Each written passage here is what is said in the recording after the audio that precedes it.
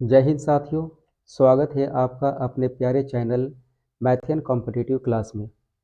आज हम लोग एक बहुत ही प्यारा सा चैप्टर शुरू करने वाले हैं, घातांक एवं करनी, यानी कि इंडिसेस एंड सर्ट्स।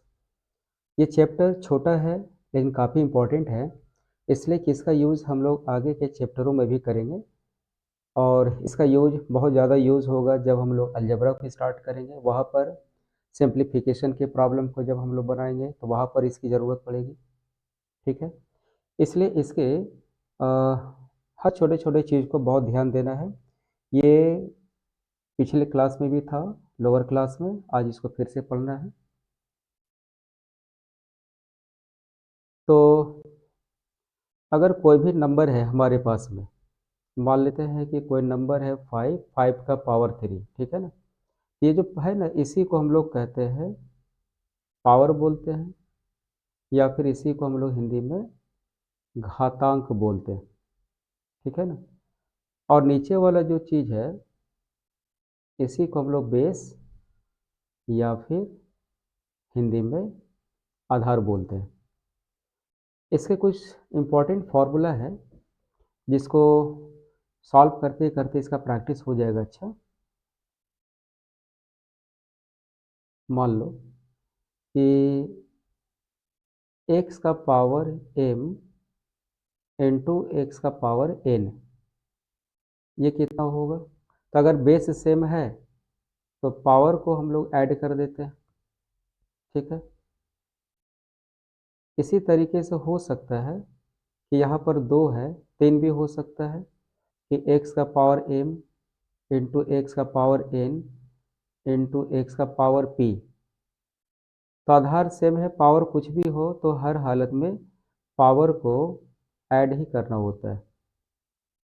ठीक है, एक एग्जांपल से समझते हैं।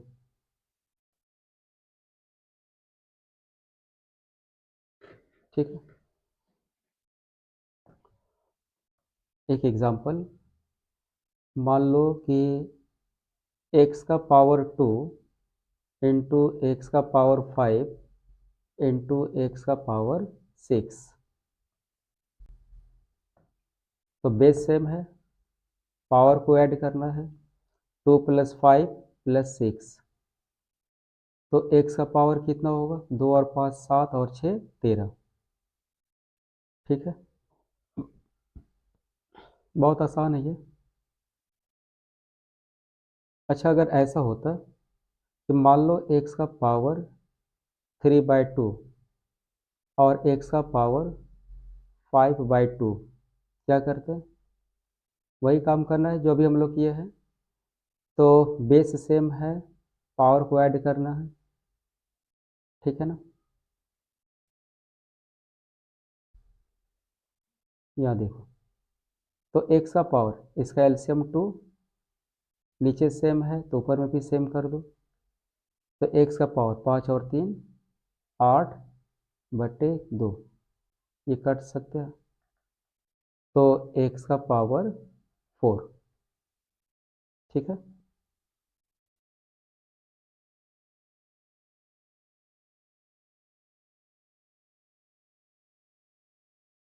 इसी तरीके से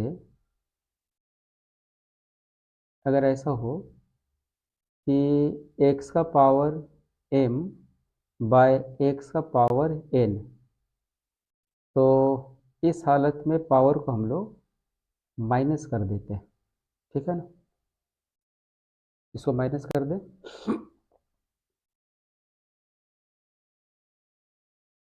एक एग्जांपल से समझ लें। तो एक्स का पावर 10 बाय एक्स का पावर 3, तो एक्स का पावर 10, फॉर्मूले का माइनस, यहाँ पर पावर 3 है, इसको 3 लिख दें। एक्स का पावर 10 - 3, ये 7। ठीक है,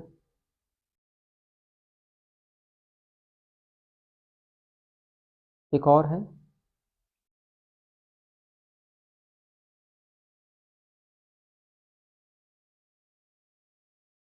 3 तक। नेक्स्ट देखते हैं अगले पेज में।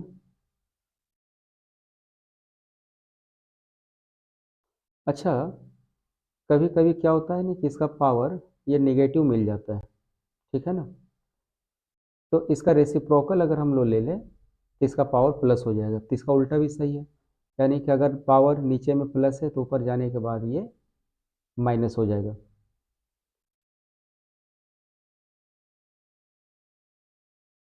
एक एग्जांपल और देखते हैं हम लोग।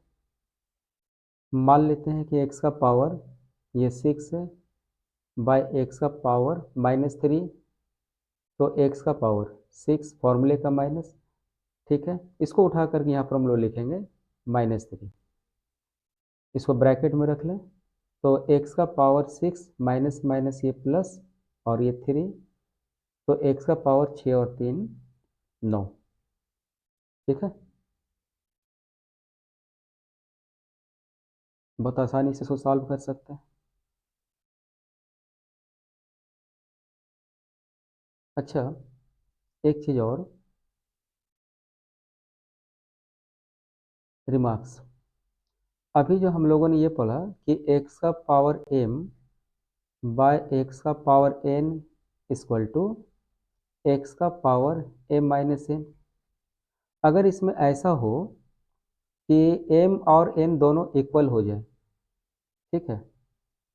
अगर ऐसा होता है कि m और n दोनों बराबर हो जाए तब फिर क्या होगा। तो एक्स का पावर m बाय एक्स का पावर n, इस n के बदले में भी m लिख देते हैं। m और n दोनों इक्वल है, इसलिए हम n को m लिख देते हैं। इस तरफ में भी हम लोग वही काम करते हैं, ये m माइनस और इस n के बदले में भी m, ठीक है।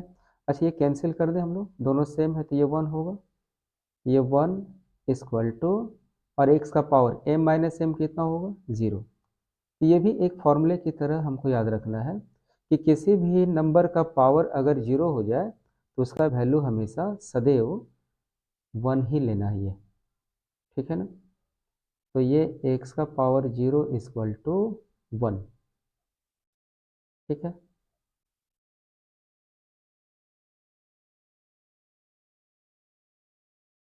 एक एग्जांपल में देखते हैं। मतलब ये हुआ कि अगर हम 5 का पावर 0 बोले तो भी 1 बोलना है। 2024 का पावर 0 अगर ले ले तो भी 1 बोलना है। और अगर मान लो कि अंबानी का पूरा दौलत है ना, अंबानी का दौलत जितना भी है इसका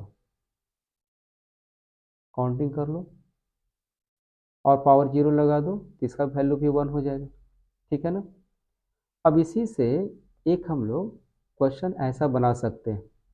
मान लो कि 5 का पावर 0 प्लस 3 का पावर 0 प्लस 2 का पावर 0 ऐसा है। इसका वैल्यू कितना होगा। 5 का पावर 0 ये 1, 3 का पावर 0 ये भी 1, 2 का पावर 0 ये भी 1। तो 1 प्लस 1 प्लस 1, 1 प्लस 1 प्लस 1 कितना होगा ये 3, ठीक है। अच्छा, अगर क्वेश्चन को ऐसा कर दे, मान लो यहाँ पर देख लो। अगर ऐसा क्वेश्चन होता कि 5 इंटू, ये इंटू का साइन दिया हुआ, 2 का पावर 0 प्लस 3 इंटू 6 का पावर 0, इसको हम लोग क्या लिखेंगे 5, ये इंटू है। 2 का पावर 0 इसका वैल्यू 1, ये 3, और 6 का पावर 0 इसका वैल्यू भी 1। तो that is 5 plus 3 equal to 8, ठीक है। चलो नेक्स्ट पेज।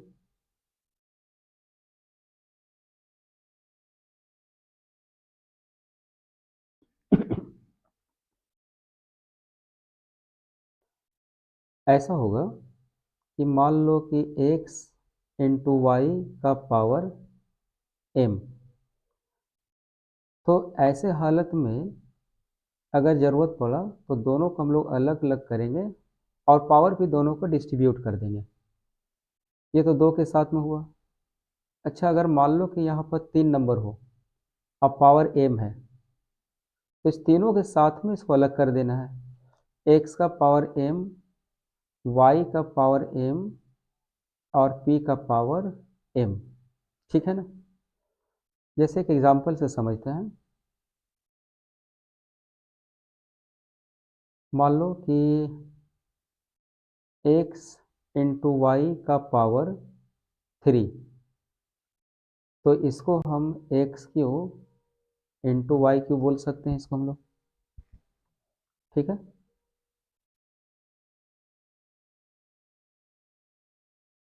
नेक्स्ट, अगर ऐसा हो कि x का पावर m है और पूरे का पावर n है, ठीक है, पूरे का पावर n, तो ऐसे सिचुएशन में दोनों के पावर को मल्टीप्लाई कर देंगे। ठीक है। जैसे अगर x का पावर 2 है और होल पावर 3 है, तो x का पावर कितना होगा? 2 गुना 3, ये 6। यहाँ पर एक कन्फ्यूजन होता है कभी कभी। अगर मान लो इसी चीज़ को हम अगर ऐसा लिख दें, ठीक है, कि x का पावर m और x का पावर n, इसको कभी भी गलती से x का पावर m पावर n नहीं समझना चाहिए। ये दोनों चीज़ें बिल्कुल अलग है ये। ठीक है ना? इसको हम लोग कहते हैं power of tower, sorry, tower of power, tower of power. ठीक है ना? दोनों का मीनिंग बिल्कुल अलग है ये। एक एग्जाम्पल से समझते हैं इसको हम लोग। जैसे मान लो अगर ऐसा हो कि मैंने ये कहा कि 2 का पावर 2 है और होल पावर 3 है। इसका मतलब क्या होता है? इसका मतलब हुआ कि ये दोनों पावर को मल्टीप्लाई कर देंगे तो 6 होगा। लेकिन अगर इसी चीज़ को हम ऐसा लिख दें, 2 का पावर 2 पावर 3, ठीक है, तो ऐसे सिचुएशन में इसका जो कैलकुलेशन है ना, ऊपर से नीचे की तरफ होता है। ये याद रखना, ये ऊपर से नीचे की तरफ पावर्स होते हुए हम लोग कैलकुलेशन करते हैं। ठीक है। यानी कि ये हम 2 लिख देते हैं। ये 2 का पावर 3, 2 का पावर 3 कितना होगा? 2 गुना 2 गुना 2, 8। ठीक है। तो देखो ये दोनों चीज़ें क्या है? बिल्कुल डिफरेंट है, ये बिल्कुल सेम नहीं हो सकता ये। दोनों का मीनिंग अलग होता है ये। ठीक है। अच्छा, अगर एक क्वेश्चन को हम लोग ऐसे देख लें कि 2 का पावर 2 और पावर -2, तो इसका वैल्यू कितना होगा? इसका वैल्यू, तो देखो, पहले इसका जो पावर है ना, इसको हम लोग सॉल्व करते हैं। ये वाला, ठीक है, ये कितना होगा? तो 2 का पावर -2, अभी हम लोग क्या देखे हैं कि अगर पावर माइनस में है तो इसका रेसिप्रोकल अगर ले लेंगे तो वो प्लस में बन जाएगा। ठीक है ना? तो ये 1/2 का पावर 2 यानी कि 4। अब इसको हम लोग क्या बोल सकते हैं? 2 का पावर 2 का पावर -2, ये तो 2 है, ठीक है। और 2 का पावर -2 का वैल्यू कितना है? ये 1/4, तो ये होगा। ठीक है ना? ये 2 का पावर 1/4। तो इसको बहुत स्पेशली ध्यान देना है इसको। नेक्स्ट प्रॉपर्टी को देखते हैं इसका।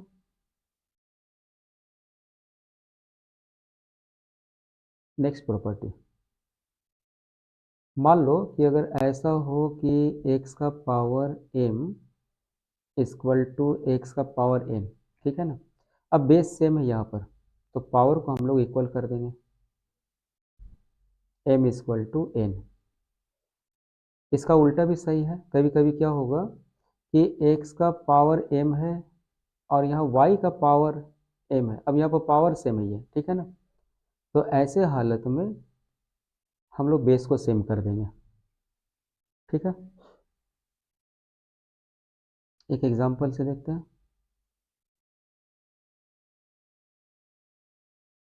मान लो कि x का power 2n plus 1 equal to x का पावर 13। इसमें ये कह रहा है कि ये n का वैल्यू कितना होगा ये फाइंड करना है। ठीक है, क्या करना है, यहाँ पर बेस सेम है तो पावर को इक्वल कर दो। तो 2n+1 इक्वल टू 13। तो 2n बराबर 13, 1 को इस तरफ ले आओ तो 13 माइनस 1 ये 12। तो n का वैल्यू कितना होगा, 12/2, इसको कट कर दो यानी 6।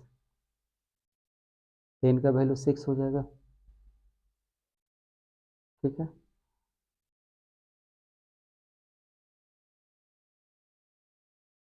अगर ऐसा हो कि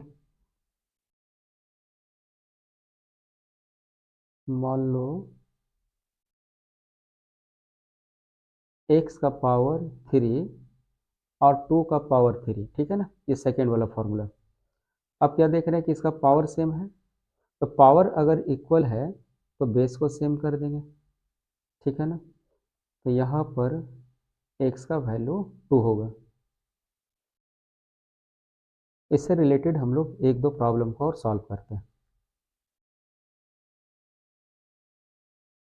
जैसे मान लो कि अगर ऐसा हो कि इफ 2 का पावर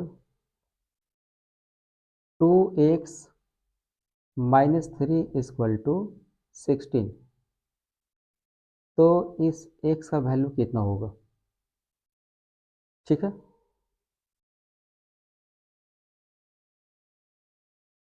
देखो यहाँ पर बेस सेम नहीं है यहाँ पर। ठीक है ना, तो 2 का पावर 2x-3, इस 16 को हम लोग क्या कह सकते हैं, 2 दूनी 4 दूनी 8 दूनी 16, यानी 2 का पावर 4। ठीक है, अब देखो इसका बेस सेम हो गया है ना, तब इसके पावर को हम लोग इक्वल कर देते हैं। तो 2x इक्वल टू 4 माइनस 3 को इस तरफ लेकर के आ जाओ तो 4 3 7। ठीक है ना, तो x इक्वल टू 7/2। ठीक बा, बुझात बा। हम्म, रउआ पूछ गए नहीं। ठीक है, तो इसी टाइप के ही प्रॉब्लम अक्सर पूछे जाते हैं एग्जाम में। एक और देखते हैं लास्ट।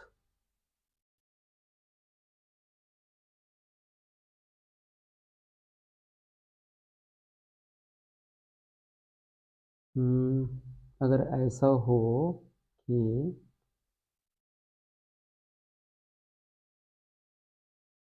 मान लो कि 3 का power 5n-1 equal to 27 power 2n+3, और इसमें n का वैल्यू फाइंड करना है, ये कितना होगा। ठीक है, बिल्कुल बेसिक से हम बता रहे हैं, बिल्कुल बेसिक से, यानी कि अगर कोई ऐसे स्टूडेंट जो आर्ट्स को बिलोंग करता है, जिसका बैकग्राउंड कभी मैथ नहीं रहा हुआ है, वो भी इसको आसानी से सीख सकता है ना, बिल्कुल आसानी से सीख सकते हो जी।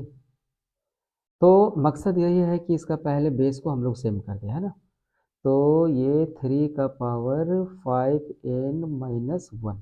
ठीक है, अच्छा 27 को हम लोग क्या बोलेंगे, 3 × 3 × 3, 3 × 3 = 9 होती है 27, है ना। तो इस 27 को हम लोग कह दें कि 3 का पावर 3 और पूरे का पावर है 2n+3।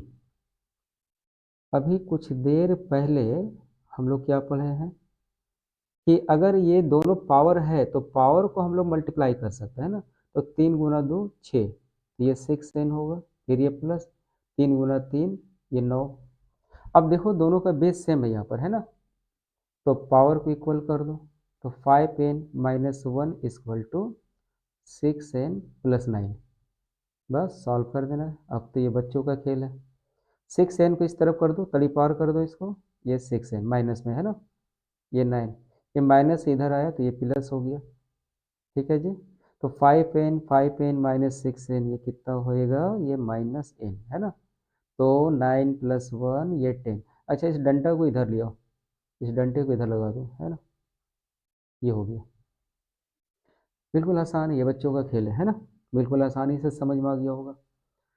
अगले क्लास में हम लोग आज जितना हम लोग फॉर्मूले को किए ना, इसी पर बेस्ड हम लोग कुछ और प्रॉब्लम को करेंगे। हर छोटे छोटे प्रॉब्लम को हम लोग प्रैक्टिस करेंगे, ताकि फाइनल एग्ज़ाम में यार इसे एक क्वेश्चन भी छूटना नहीं चाहिए। इसलिए कि एग्ज़ाम में एक क्वेश्चन भी छूट जाए और पता चले घर में आकर के कि यार उसको सॉल्व कर सकते थे, बहुत अफसोस होता है ना। तो आज हम लोग क्लास यहीं पर रखते हैं, फिर मिलते हैं अगले क्लास में। और यहाँ तक बने रहने के लिए बहुत बहुत धन्यवाद। फिर मिलते हैं अगले क्लास में कुछ सरप्राइजिंग क्वेश्चन को लेकर के, बहुत मज़ा आएगा अगले क्लास में, मिस नहीं करना है अगले वीडियो को। ठीक है, बाय।